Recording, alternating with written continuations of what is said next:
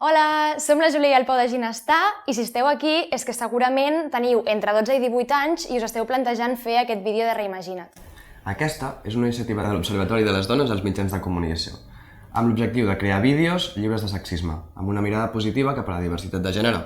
I us preguntareu què fem nosaltres aquí. Hem vingut a aclarir alguns conceptes que segurament heu escoltat moltíssimes vegades que necessitareu per fer aquests vídeos. Per exemple, el masclisme i el feminisme són oposats?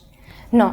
El masclisme són totes aquestes idees i creences que es basen en la superioritat dels homes i dels nois per sobre de les dones i les noies. Com es pot manifestar? Doncs es manifesta creient que els homes d'entrada de base ja són més forts, més capaços i més intel·ligents que les dones. Què passa? Que totes aquestes idees i creences el que fan és donar més privilegis i poder a la societat. I es nota amb coses tan senzilles com tenir més seguretat d'un mateix, creure que tens més coses a dir o més poder de decisió.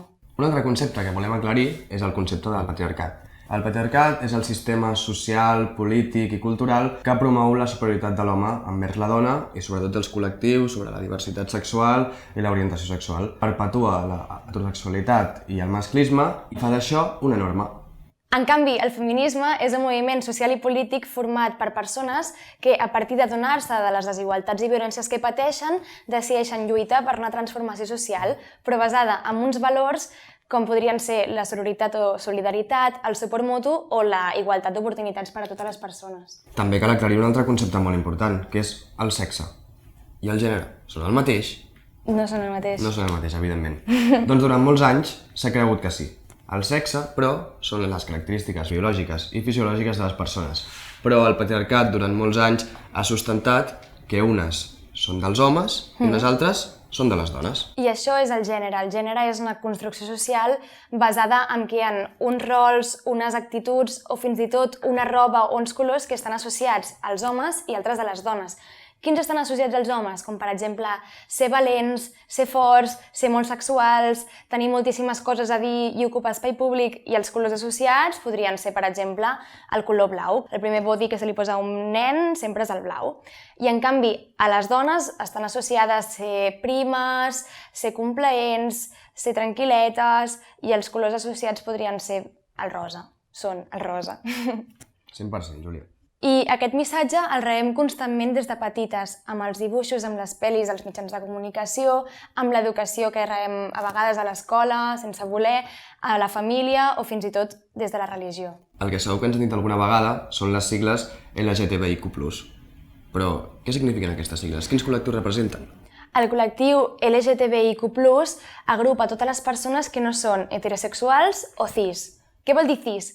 Cis vol dir que el teu sexe i el teu gènere, que és el que explicàvem abans, correspon. És a dir, que no ets trans. Les lletres que agrupen aquest col·lectiu són la L de lesbiana, la G de gay, la T de trans, la B de bisexual, la I d'intersexual, la Q de queer, i el més vol agrupar totes aquestes sexualitats diverses i de gènere que no estan representades en aquestes lletres, però que són moltíssimes. El que passa amb aquest col·lectiu és que el fet d'estar fora de norma fa que moltíssimes vegades, i en general, pateixin agressions i desigualtats per no ser heterosexual o cis.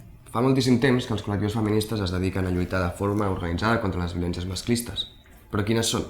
Les violències masclistes poden ser verbals, físiques, sexuals, psicològiques, i per explicar-les podríem fer una metàfora, que és la de l'iceberg. Un iceberg és una gran estructura de gel que és visible per sobre del nivell del mar amb una petita punta, però que a sota té una càrrega enorme d'aquest gel. Doncs passa el mateix amb les violències masclistes. A baix de tot podríem tenir, per exemple, els micromasclismes, que són petites violències que es diguin micros no vol dir que siguin menys importants.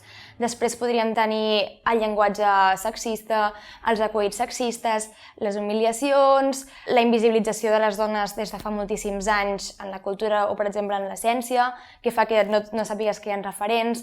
Després podríem tenir les agressions físiques, una violació o un feminicidi, que serien les parts visibles que sentim més aviat als mitjans de comunicació. El concepte de violència i agressió es toquen, però són el mateix? Doncs no són ben bé el mateix. El concepte agressió és molt més concret i és d'una persona a una altra. Pot ser psicològic, pot ser físic, però en el cas de les agressions sexistes sempre ve motivat per un odi de gènere o d'orientació sexual. Per exemple, les pallisses que han patit les persones trans, les persones bisexuals en els últims anys són agressions sexistes. Un altre tipus de violència o discriminació són les que pateixen les persones per un motiu de raça. Però sabeu què és el racisme? El racisme també és una creença, igual que el masclisme. En aquest cas, es tracta de la dominació de les persones de raça blanca cap a totes les altres. I és que durant molts segles, el colonialisme ha fet que les persones blanques dels països europeus se'n vagin als països menys desenvolupats a expoliar-los. Amb quin objectiu? Fer-se rics. Però amb quina legitimitat? Doncs la creença de que són més rics, més llestos, més cultes, més guapos fins i tot. És una bogeria. Hi ha un altre tipus de violència que es dona en l'àmbit escolar que potser heu pogut presenciar, que es diu bullying. El bullying és una agressió que es dona en un context de l'escola o l'institut. I és que un alumne maltracti a un altre constantment, continuadament. Perquè es doni aquesta situació de maltractament física o psicològica, aquest agressor ha de tenir uns còmplices. Aquests còmplices fan que aquesta situació d'humiliació, que l'altra persona es senti inferior, es perpetuï encara més i pugui portar a seqüeles. Seqüeles importants, perquè al final el bullying és una cosa molt sèria i que ens preocupa molt. Una conseqüència pot ser la depressió, l'ansietat o fins i tot intents de suïcidi. És molt important conscienciar perquè el bullying fa molt mal als alumnes del nostre país. Després d'haver aclarit tots aquests conceptes, us animem a enviar els vídeos i els esperem. Adéu, gràcies! Adéu!